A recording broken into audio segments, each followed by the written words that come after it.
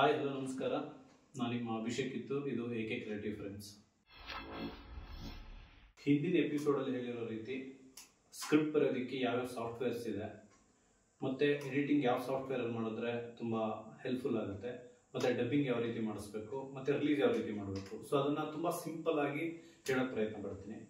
So ನೀವು ಮೊಬೈಲಲ್ಲಿ script ಬರೀಬೇಕು ಅಂತಂದರೆ ಪ್ಲೇಸ್ಟೋರಲ್ಲಿ ಇಲ್ಲಿ ಫೇಡ್ ಇನ್ ಅಂತ ಆ್ಯಪ್ ಕಾಣಿಸ್ತಿದೆಯಲ್ಲ, ಸೊ ಇದನ್ನು ಡೌನ್ಲೋಡ್ ಮಾಡಿಕೊಂಡ್ರೆ ಇದರಲ್ಲಿ ತುಂಬ ಸಿಂಪಲ್ ಆಗಿ ಸ್ಕ್ರಿಪ್ಟ್ ಬರೀಬೋದು. ಯಾಕಂದರೆ ಕ್ಯಾರೆಕ್ಟರ್ಗಳು, ಪ್ಲೇಸಸ್ಗಳು, ಲೊಕೇಶನ್ಸ್ ಮತ್ತು ಆ ಡೈಲಾಗ್ಸ್ ಕಂಪ್ಲೀಟಾಗಿ ಬೇರೆ ಬೇರೆ ಸ್ಲಾಟ್ ಇರುತ್ತೆ. ಜಸ್ಟ್ ಕ್ಲಿಕ್ ಮಾಡೋದು ಸಾಕು, ಆ ಸ್ಲಾಟು ಕರ್ಕೊಂಡು ಹೋಗುತ್ತೆ. ತುಂಬ ಸಿಂಪಲ್ ಆಗಿ ಆ ಸ್ಕ್ರಿಪ್ಟ್ ಬರೆದು ಎಕ್ಸ್ಪೋರ್ಟ್ ಕೊಟ್ಟಾಗ ಕೂಡ ಒಂದು PDF ಫಾರ್ಮೆಟಲ್ಲಿ ತುಂಬ ಚೆನ್ನಾಗಿ ಅರ್ಥವಾಗೋ ರೀತಿ ಬರುತ್ತೆ. ಇದರಿಂದ ಏನಕ್ಕಪ್ಪ ನಾವು ಈ ಟೈಪಿಂಗ್ ಅಲ್ಲಿ ಸ್ಕ್ರಿಪ್ಟ್ ಮಾಡಿದ್ರೆ ಒಳ್ಳೇದು ಅಂತಂದ್ರೆ, ನಾವು ಶೂಟಿಂಗ್ ಹೋದಾಗ ನಾವು ಹ್ಯಾಂಡ್ ರೈಟಿಂಗ್ ಅಲ್ಲಿ ಇದ್ರೆ ಅಥವಾ ಜಸ್ಟ್ ಏನು ಡಿಸ್ಕ್ರಿಪ್ಷನ್ ಇಲ್ದಾನೆ ಅದೇ ರೀತಿ ಜಸ್ಟ್ ಡೈಲಾಗ್ಸ್ ಗಳು ಕೊಟ್ರೆ ಆರ್ಟಿಸ್ಟ್ ಗಳಿಗೆ ಅರ್ಥ ಆಗದೆ ಇರ್ಬೋದು, ನಮ್ಮ ಕ್ಯಾಮ್ರಾಮನ್ಗೆ ಅರ್ಥ ಆಗದೆ ಇರ್ಬೋದು, ಮತ್ತೆ ಕೆಲವು ಸಲ ನಾವು ಬರ್ತಾರೆ ನಮಗೆ ಅರ್ಥ ಆಗಲ್ಲ. ಯಾವ ರೀತಿ ಅಂದ್ರೆ ನಾವು ಯಾವುದೋ ಥಿಂಕಿಂಗ್ ಅಲ್ಲಿ ಬರ್ದಿರ್ತೀವಿ, ಆ ಸೀಕ್ವೆನ್ಸ್ ನೇ ಮರ್ತ್ಬಿಟ್ಟಿರ್ತೀವಿ, ಅನ್ನೋದು ತುಂಬಾ ಇಂಪಾರ್ಟೆಂಟ್ ಪಾಯಿಂಟ್. ಇದ್ರಲ್ಲಾದ್ರೆ ಕಂಪ್ಲೀಟ್ ಇಂಪಾರ್ಟೆಂಟ್ ಪಾಯಿಂಟ್ಸ್ ಎಲ್ಲ ಕೀ ನೋಟ್ಸ್ ಅಲ್ಲಿ ಬರ್ಕೋಬಹುದು. ಸೊ ಮೊಬೈಲ್ ಅಲ್ಲಿ ನೀವು ಸ್ಕ್ರಿಪ್ಟ್ ಬರೀಬೇಕು ಅಂತಂದ್ರೆ ನೀವು ಫ್ರೀ ಟೈಮಲ್ಲಿ ಬಸ್ಸಲ್ಲಿ ಹೋಗ್ಬೇಕಿದ್ರೆ ಅದರ ಪ್ಲೇಸ್ಗೆ ಹೋದಾಗ ತುಂಬ ತಲೆಗೆ ಹಲವಾರು ವಿಷಯಗಳಿರುತ್ತೆ. ಅದನ್ನು ಸ್ಕ್ರಿಪ್ಟ್ ಮಾಡ್ಕೋಬೇಕು ಅಂದಾಗ ನೀವು ಮೊಬೈಲಲ್ಲೇ ಕೂತ್ಕೊಂಡು ಫೇಡಿಂಗ್ ಆ್ಯಪಲ್ಲಿ ನೀವು ಈಸಿಯಾಗಿ ಸ್ಕ್ರಿಪ್ಟ್ ಮಾಡ್ಬೋದು.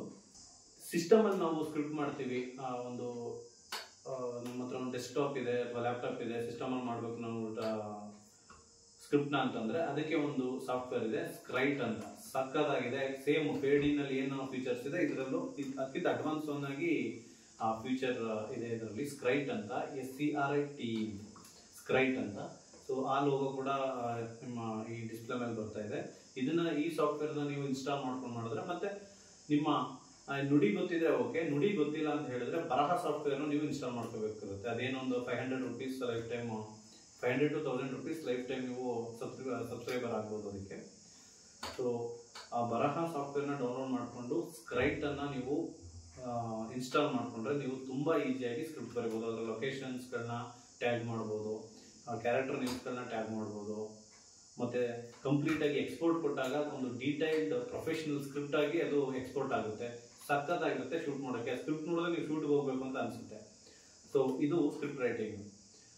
ಮತ್ತು ಈ ಎಡಿಟಿಂಗಲ್ಲಿ ಬಂದರೆ, ಸೊ ಆಲ್ಮೋಸ್ಟ್ ಎಡಿಟರ್ ಗೊತ್ತಿರುತ್ತೆ, ಅದನ್ನು ಯಾವ ಡೈರೆಕ್ಟರ್ಗಳು ಜಾಸ್ತಿ ಎಡಿಟಿಂಗ್ ಮಾಡಲ್ಲ. ಸೊ ಇತ್ತೀಚಿನ ಟ್ರೆಂಡ್ ಏನಂದ್ರೆ ಡೈರೆಕ್ಟರ್ಸ್ಗಳೇ ಎಡಿಟಿಂಗ್ನ ಮಾಡ್ತಿರ್ತಾರೆ. ಅಂದ್ರೆ ರಫ್ ಕಟ್ ಮಾಡ್ಕೊಂಡು ಹೋಗಿ ಆಮೇಲೆ ಅದನ್ನು DI ಮಾಡಿಸೋದು ಅಥವಾ ಫೈನಲ್ ಕಟ್ ಮಾಡಿಸೋದು ಮಾಡ್ತಾರೆ.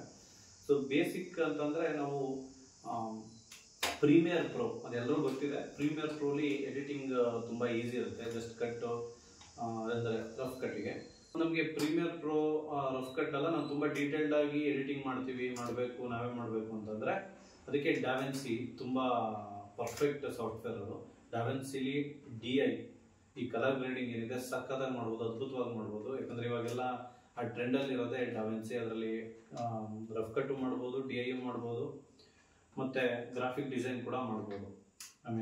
ಈ ಟೈಟಲ್ ಡಿಸೈನ್ ಎಲ್ಲ ತುಂಬ ಅಡ್ವಾನ್ಸ್ ಆಗಿದೆ. ಸೊ ನೀವು ಪ್ರೀಮಿಯರ್ ಪ್ರೋಗಿಂತ ಡೈರೆಕ್ಟ್ ಡಾವೆನ್ಸಿನೇ ಕಲ್ತ್ರೆ ತುಂಬ ಹೆಲ್ಪ್ ಆಗುತ್ತೆ. ಸೊ ಯಾವ ಎಡಿಟರ್ ಮೇಲೂ ಡಿಪೆಂಡ್ ಆಗುವಂಥ ಅವಶ್ಯಕತೆ ಇರಲ್ಲ, ನೀವೇ ಎಡಿಟಿಂಗ್ ಇದು ಮಾಡ್ಬೋದು. ಯಾಕಂದ್ರೆ ಯೂಟ್ಯೂಬಲ್ಲಿ ತುಂಬ ವಿಡಿಯೋಸ್ ಇದೆ ಯಾವ ರೀತಿ ಎಡಿಟಿಂಗ್ನ ಮಾಡ್ಬೋದು ಥ್ರೂ ಡಾವೆನ್ಸಿ ಅಂತ. ಸೊ ಇದೊಂದು ಎಡಿಟಿಂಗ್ ವಿಚಾರಕ್ಕೆ ಬಂದರೆ ಈ ಸಾಫ್ಟ್ವೇರ್ನ ಯೂಸ್ ಮಾಡ್ಬೋದು. ಇನ್ನು ಡಬ್ಬಿಂಗ್ ವಿಚಾರಕ್ಕೆ ಬಂದರೆ, ನಾನು ಅಟ್ ಪ್ರೆಸೆಂಟ್ ಮೈಸೂರಲ್ಲಿ ಇದ್ದೀನಿ. ಸೊ ಬ್ಯಾಂಗ್ಳೂರಲ್ಲಿರೋರ್ಗೂ ಗೊತ್ತಿರುತ್ತೆ, ಬೇಜಾನ್ ಸ್ಟುಡಿಯೋಸ್ಗಳಿದೆ. ಸೊ 1 ಅವರ್ಗೆ ಮಿನಿಮಮ್ ಅಂತಂದ್ರು ಒಂದು 500 ರೂಪೀಸ್ ಚಾರ್ಜ್ ಮಾಡ್ತಾರೆ 1 ಅವರ್ಗೆ. ನಿಮ್ಮ ಆರ್ಟಿಸ್ಟ್ಗಳು ತುಂಬ ತರವಾಗಿ ಹೋಮ್ವರ್ಕ್ ಮಾಡ್ಕೊಂಡು ಬಂದರೆ ಅದು ಈಸಿಯಾಗಿ ಮುಗಿಯುತ್ತೆ. ಇಲ್ಲ ಅಂತಂದರೆ ಸಖತ್ ಟೈಮ್ ತಗೊಬಿಡುತ್ತೆ. ಡಬ್ಬಿಂಗಲ್ಲೇ ನಿಮ್ಮ 30 to 40% ಬಜೆಟು ಹೋಗ್ಬಿಡುತ್ತೆ. Before going to dubbing studio your artist should be prepared. ಅಂದರೆ ಪ್ರತಿಯೊಂದು ಡೈಲಾಗ್ ಕೂಡ ಅವರು ಮನೆಯಲ್ಲಿ ರಿಹರ್ಸಲ್ ಮಾಡ್ಕೊಂಡು ಬಂದರೆ ತುಂಬ ಉಪಯೋಗ ಆಗುತ್ತೆ. ಅಥವಾ ನಮ್ಮ ಹತ್ರ ಅಷ್ಟು ಬಡ್ಜೆಟ್ ಇಲ್ಲ, ಡಬ್ಬಿಂಗ್ ಸ್ಟುಡಿಯೋದಲ್ಲಿ ಮಾಡ್ಸಕ್ ಆಗಲ್ಲ ಅಂತಂದ್ರೆ ಇನ್ನೊಂದೇನು ಅಂದ್ರೆ, ಯಾರ ಹತ್ರನಾದ್ರೂ ಐಫೋನ್ ಇದ್ರೆ ಐಫೋನ್ ರೆಕಾರ್ಡಿಂಗ್ ಕ್ವಾಲಿಟಿ ತುಂಬಾ ಚೆನ್ನಾಗಿರುತ್ತೆ. ಆ ಐಫೋನ್ ನಲ್ಲಿ ಒಂದು ಕಾರ್ ಒಳಗಡೆ ಕೂತು ಕೂಡ ಡಬ್ಬಿಂಗ್ ಮಾಡ್ಬೋದು. ಸೊ ಯಾಕಂದ್ರೆ ತುಂಬಾ ಒಳ್ಳೆ ಕ್ವಾಲಿಟಿ ಬರುತ್ತೆ. ಸೊ ನಮ್ಮ ಹತ್ರ ಡಬ್ಬಿಂಗ್ ಹೋಗೋಕೆ ನಮ್ಮ ಹತ್ರ ಅಷ್ಟು ಬಡ್ಜೆಟ್ ಇಲ್ಲ ಅಂತಂದ್ರೆ ಒಂದು ಕಾರಲ್ಲಿ ಆರ್ಟಿಸ್ಟ್ನ ಕರ್ಕೊಂಡು ಆ ಒಂದು ಐಫೋನಲ್ಲಿ ನೀವು ಡಬ್ ಮಾಡಿದ್ರೆ ಅದ್ರ ಕ್ವಾಲಿಟಿ ತುಂಬ ಚೆನ್ನಾಗಿರುತ್ತೆ. ಇದನ್ನು ಟ್ರೈ ಮಾಡಿ, ಇದು ಹೆಲ್ಪ್ಫುಲ್ ಆಗುತ್ತೆ. ಮತ್ತೆ ಪೋಸ್ಟ್ ಪ್ರೊಡಕ್ಷನ್ ಅಂದ್ರೆ ಈಗ ನಾನು ಹಲವಾರು ಫ್ರೆಂಡ್ಸ್ ಡೈರೆಕ್ಟರ್ಸ್ ಏನಿದ್ದಾರೆ ಶಾರ್ಟ್ ಫಿಲ್ಮ್ಸ್ ಮಾಡಿದ್ದಾರೆ, ಇವತ್ತಿಗೂ ಕೂಡ ಒಂದು 10ರಿಂದ 15 ಶಾರ್ಟ್ ಫಿಲ್ಮ್ಸ್ ಹಂಗೆ ಇದೆ, ಪೆಂಡಿಂಗ್ ಇದೆ. ಮತ್ತೆ ಎಷ್ಟೊಂದು 10ರಿಂದ 15 ಶಾರ್ಟ್ ಫಿಲ್ಮ್ಸ್ ರಿಲೀಸ್ ಆಗುತ್ತೆ. ಮ್ಯಾಕ್ಸಿಮಮ್ ಅಂದ್ರೆ ಒಂದು 2,000 3,000 ವ್ಯೂಸ್ ಬರುತ್ತೆ, ಇನ್ಕ್ಲೂಡಿಂಗ್ ನಂದು ಕೂಡ ಕೆಲವು 3,000 4,000 5,000 ವ್ಯೂಸ್ ದಾಟಿಲ್ಲ. ನಾವು ಮಾಡೋ ತಪ್ಪೇನಪ್ಪ ಅಂತಂದ್ರೆ ಪಬ್ಲಿಸಿಟಿ. ಸೊ ನಾವು ಸಿನಿಮಾ ಮಾಡ್ಕೊಂಡು ನಾವೇ ನೋಡ್ಕೊಂಡು ಜಸ್ಟ್ ನಮ್ಮ ಫ್ರೆಂಡ್ ಸರ್ಕಲ್ಗೆ 300 ಕಾಂಟ್ಯಾಕ್ಟ್ಸ್ ಇರುತ್ತೆ, ಅದಕ್ಕೆ ಹಂಚಿ ಅದನ್ನ ಸುಮ್ಮನೆ ಅವ್ರಿಗೆಲ್ಲ ಹೇಳಿದ್ರೆ ಜಸ್ಟ್ ಅಷ್ಟೇ ಆ ಸರ್ಕಲ್ ಅಲ್ಲಿ ನೋಡಿ ಇದು ಮಾಡ್ಬಿಡ್ತಾರೆ. ಸೊ 3,000 ದಾಟಲ್ಲ.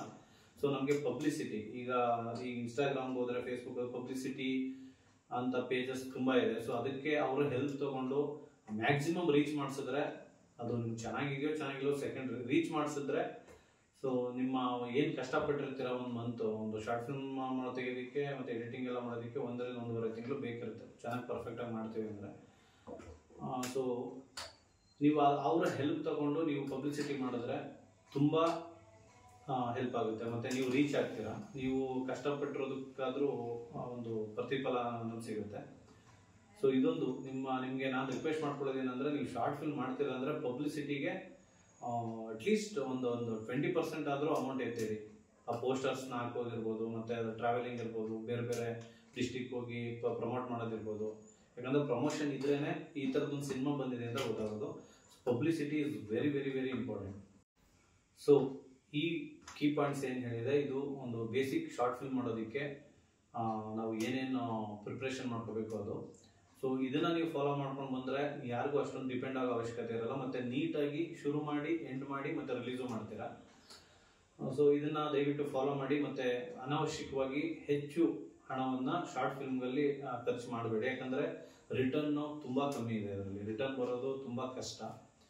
ನೀವೇನಾದ್ರೂ ಶಾರ್ಟ್ ಫಿಲ್ಮ್ ಮಾಡಬೇಕು ಅಂತ ಹೇಳಿದ್ರೆ ಅನ್ಕೊಂಡಿದ್ರೆ, ಸ್ಕ್ರಿಪ್ಟ್ ಮಾಡೋದಕ್ಕಾಗಲಿ ಅಥವಾ ಮ್ಯೂಸಿಕ್ ಡೈರೆಕ್ಟರ್ ಕಾಂಟ್ಯಾಕ್ಟ್ ಆಗಲಿ ಅಥವಾ ಬೇರೆ ಯಾವುದಾದ್ರೂ ಒಂದು ಹೆಲ್ಪ್ ಬೇಕು ಅಂತಂದರೆ ದಯವಿಟ್ಟು ನನಗೆ DM ಮಾಡಿ. So I will try to help you all. So ಆದಷ್ಟು ಕಡಿಮೆ ಬಡ್ಜೆಟಲ್ಲಿ ನಿಮ್ಮ ಕನಸನ್ನು ಒಂದು ಯೂಟ್ಯೂಬ್ ಅನ್ನೋ ಪ್ಲಾಟ್ಫಾರ್ಮ್ ಮೂಲಕ ಹೊರಗಡೆ ತೊಗೊಂಡು ಬನ್ನಿ. All the best. Thank you.